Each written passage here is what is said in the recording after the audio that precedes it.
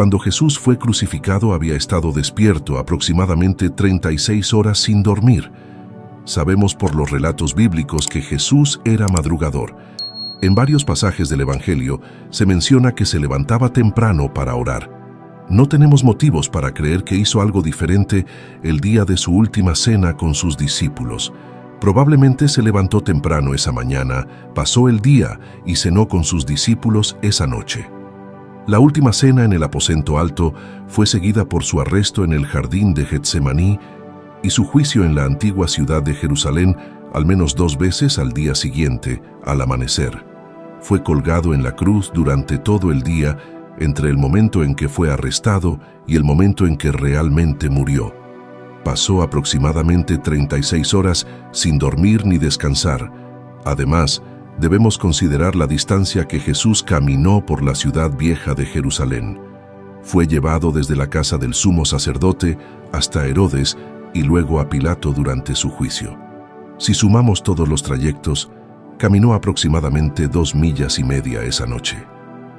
Lo mejor que podemos determinar por los relatos históricos es que Jesús llevó su cruz alrededor de 1/3 de milla antes de colapsar y no poder soportarla más. Estos son esfuerzos físicos significativos que generan estrés en una persona. Ahora, hablemos de un fenómeno llamado hematidrosis. La hematidrosis es una enfermedad médica muy rara que se ha reportado entre 12 y 14 veces en la literatura médica mundial. Se observa solo en personas que están sometidas a un tremendo estrés y agonía. En este fenómeno, una persona realmente exuda sangre de cada glándula sudorípara de su cuerpo.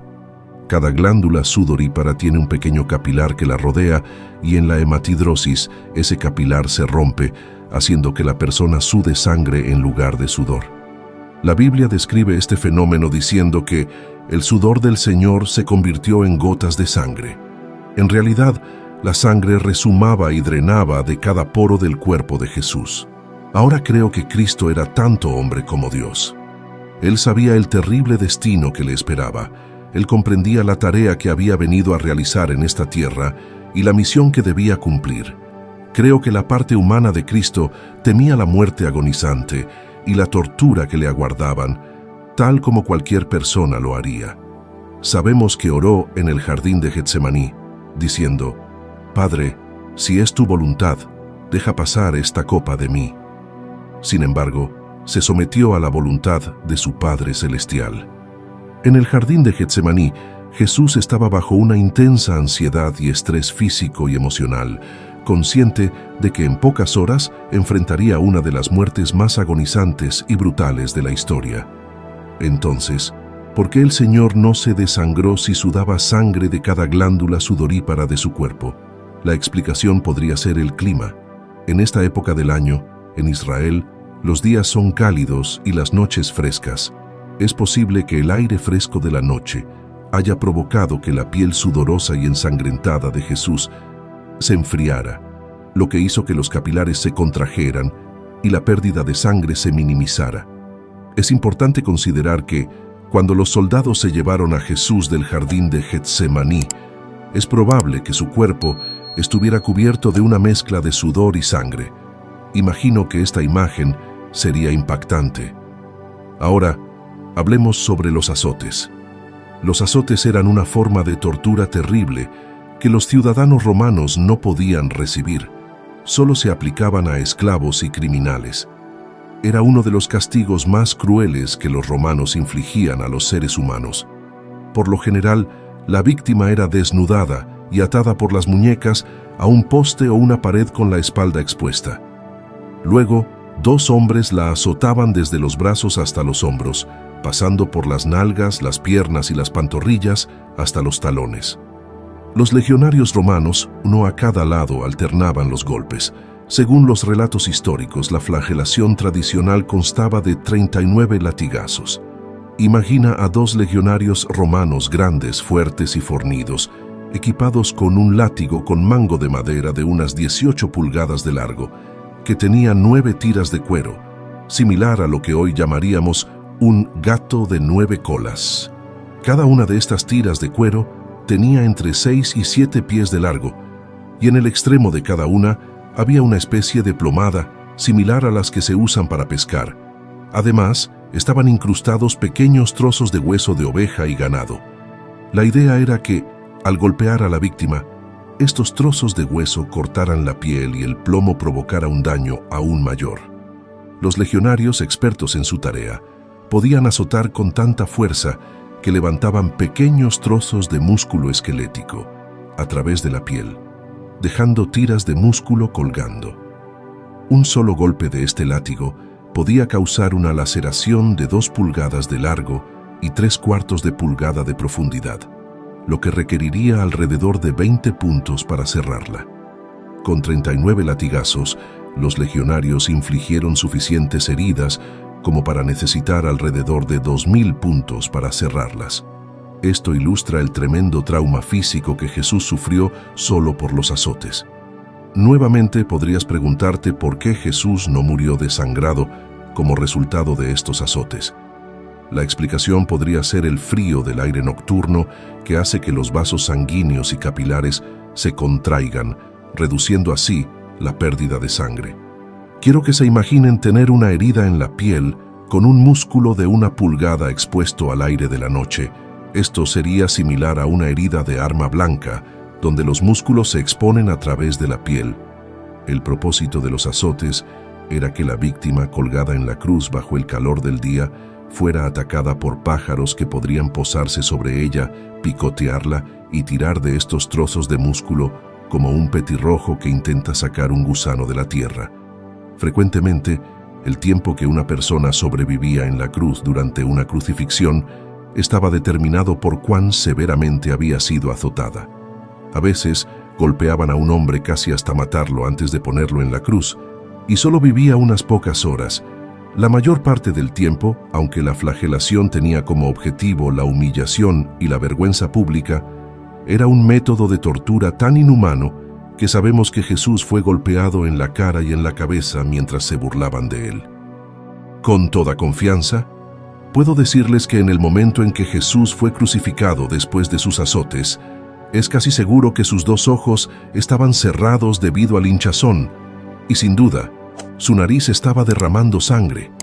Si Jesús fue atado, sostenido y golpeado en la cara por los fuertes legionarios, no creo que haya ninguna duda de que sus labios estaban hechos jirones como papel y algunos de sus dientes se soltaron o incluso fueron derribados. Podrían preguntar si los huesos de su mandíbula estaban rotos.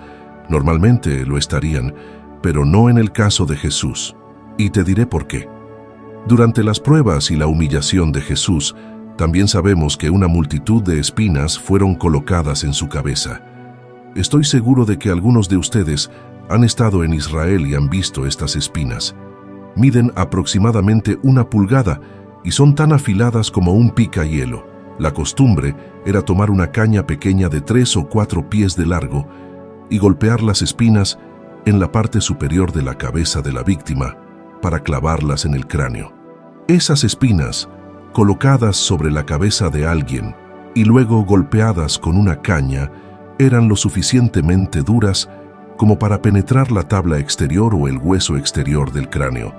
Imaginen el sangrado de 300 o 400 heridas punzantes en el cuero cabelludo y alrededor de la frente debido a estas espinas. Así que, antes de que Jesús diga que la crucifixión comienza, su rostro había sido golpeado hasta convertirlo en pulpa. Sin duda sus ojos estaban hinchados, cerrados, su nariz está ensangrentada, y les recuerdo que cada porción de piel está mojada y resuma sangre, cada superficie visible en el buen Señor Jesús. Estoy seguro de que estaba cubierto de sangre seca, como un pastel, su espalda entre sus brazos, sus nalgas y la parte posterior de sus piernas estaban literalmente destrozadas por los azotes. Esta era la forma en que Jesús estaba antes de que le dieran su cruz y se dirigiera al Calvario. No es una de las cosas con las que discrepo de los agnósticos a quienes he escuchado debatir esto. No creo que el Señor haya muerto por shock o por pérdida de sangre. No hay nada de lo que Jesús dijo en la cruz, nada en la descripción de la crucifixión en cualquiera de los evangelios, que nos dé una idea de que Jesús estaba en shock antes de morir. ¿Cómo sé que cuando alguien recibe un disparo o es atropellado por un automóvil, no está sentado y hablando contigo? Sus ojos están vidriosos, el color es pálido, su presión arterial es de aproximadamente 60 sobre nada y apenas están conscientes. Si es que están conscientes, ves, Jesús nunca perdió el conocimiento. No hay nada en la descripción de sus pruebas, sus azotes o su tiempo en la cruz que nos diga que era incoherente mentalmente o perdió el conocimiento. Y algo más, un estrés físico. Todo lo que la Biblia nos dice sobre la vida de Jesús es que él era un hombre sano de unos 30 años que vivió una vida difícil, no tenía una casa, probablemente dormía afuera y caminaba a todos lados. Probablemente era, como diríamos, tan duro como un nudo de pino.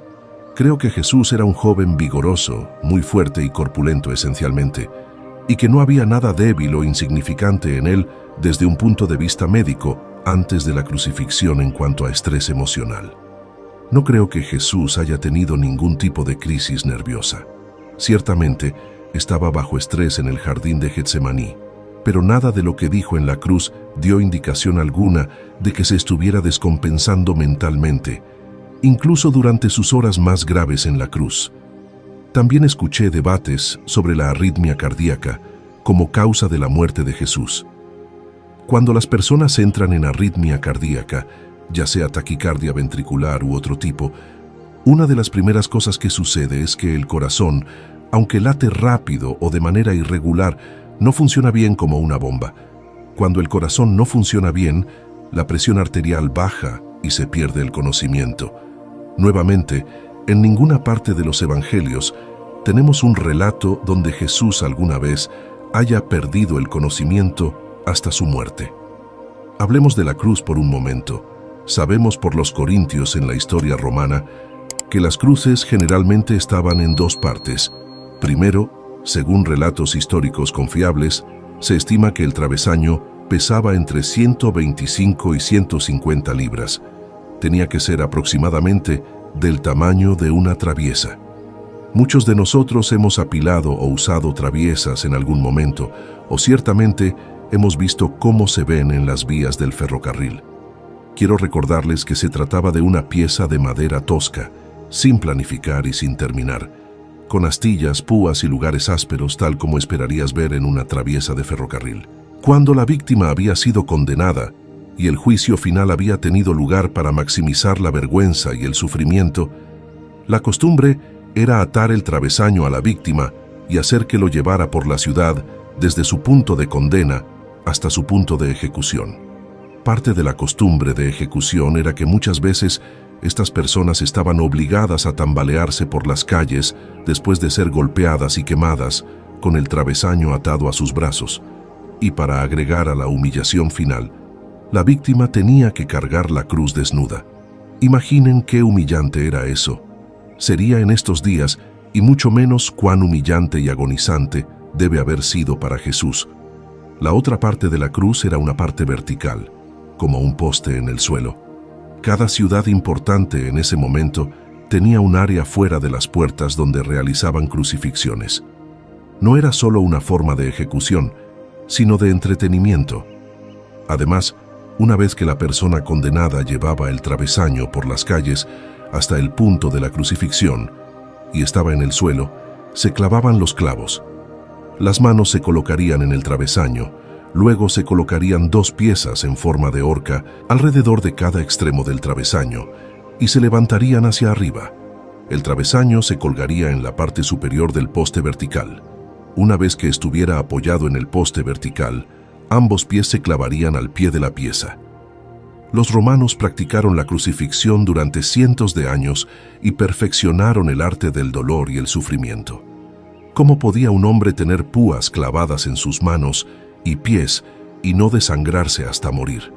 Los romanos descubrieron que si clavaban una púa a través de la muñeca de un hombre justo en el medio, podían evitar golpear cualquier arteria o vena. Si vuelves atrás y miras la palabra hebrea para mano, incluye desde las yemas de los dedos hasta aproximadamente donde tu reloj de pulsera cruza tu muñeca. Entonces la mano no necesariamente significa la palma, Podrían clavar una púa en la palma de un hombre y colgarlo de ella sin sacarla entre sus dedos. Es un hecho médico aceptable que el músculo de la palma no es lo suficientemente fuerte como para soportar el peso del cuerpo. Para poder clavar púas a través de las manos del Señor, tuvieron que atravesarlas por la muñeca. Hay un ligamento fuerte llamado ligamento transcarpiano, que es lo suficientemente fuerte como para soportar el peso del cuerpo. Los romanos descubrieron que si clavaban la púa justo donde estaba el pliegue en la muñeca, no dañarían la arteria radial, que es la arteria que la gente corta cuando intenta suicidarse cortándose la muñeca. También evitarían la arteria cubital en el lado del dedo meñique. En lugar de eso, el clavo pasaría a través del nervio más grande de la mano, llamado nervio mediano. Si alguna vez has tenido el síndrome del túnel carpiano, sabes lo incómodo que puede ser cualquier inflamación e irritación en ese nervio. Cuando se secciona el nervio mediano, se siente como si tuvieras un cable eléctrico pegado a la muñeca, con una descarga eléctrica constante atravesando la mano y haciendo que los dedos se entumezcan. En esencia, los romanos idearon una forma de atravesar la mano de un hombre sin perder ni una gota de sangre, mientras maximizaban la cantidad de dolor y sufrimiento que podía soportar. Los romanos aplicaron el mismo principio a los pies. Calculaban dónde podían clavar un clavo a través de ambos pies de un hombre sin causar una pérdida de sangre que llevaría a la muerte de la víctima. La punta se habría colocado entre el primer y segundo metatarsiano, evitando la arteria dorsal. Nuevamente, clavaron la punta a través de los pies sin causar pérdida de sangre. Esta punta no alcanzaba la arteria, pero sí golpeaba los nervios plantares, causando la misma horrible sensación de shock. Ahora hablemos de Jesús colgado en la cruz. Cuando está colgado de sus brazos, el peso de su cuerpo se hunde hacia abajo. Su diafragma funciona como un fuelle. Cuando cae hacia el abdomen, aspira aire. Para alguien colgado en la cruz, no había dificultad para introducir aire en sus pulmones. Lo más difícil era exhalar. Para exhalar tenían que tirar de las púas con las manos y empujar hacia arriba con los pies. Imagina a Jesús colgado en la cruz, probablemente desnudo frente a toda la ciudad de Jerusalén. Su espalda estaba hecha jirones, lacerada y acribillada. Cada vez que respiraba, su espalda se rozaba contra las astillas y las protuberancias ásperas que sobresalían de la cruz. Cada vez que exhalaba o hablaba, tenía que levantarse con los brazos y empujar hacia arriba con las piernas. Por eso, cada palabra que Jesús habló en la cruz fue pronunciada mientras luchaba contra los clavos y el dolor de su espalda rozando la cruz. Cada palabra que salió de su boca fue un sacrificio, y por eso cada palabra que dijo es tan preciosa para mí. Sé cuánto le costó y cuánto dolor sintió. Cada vez que pienso en esto, me recuerda cómo murió por nosotros y cómo cada palabra le causaba dolor, y cómo sufrió solo para darnos esas palabras que pronunció. Dijo, «He aquí a tu hijo», y luego dijo, «He aquí a tu madre». Mira a Jesús. Sabía que había completado su obra y había hecho todo lo que había venido a hacer en este mundo. Finalmente, cuando había hecho todo eso, dijo, «Está terminado».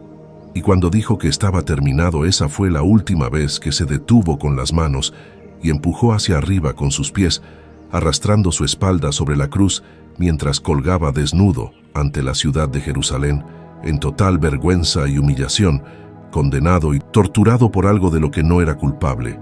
Si retrocedemos y miramos los relatos históricos, encontraremos que algunas personas realmente sobrevivieron en la cruz crucificada durante hasta 6 días. Imagina a un hombre colgado en una cruz afuera de las puertas de una ciudad, con los pájaros picoteando en sus ojos y posándose sobre su cabeza mientras cuelga allí desnudo, como un espectáculo para toda la ciudad. Ese era el punto de todo esto.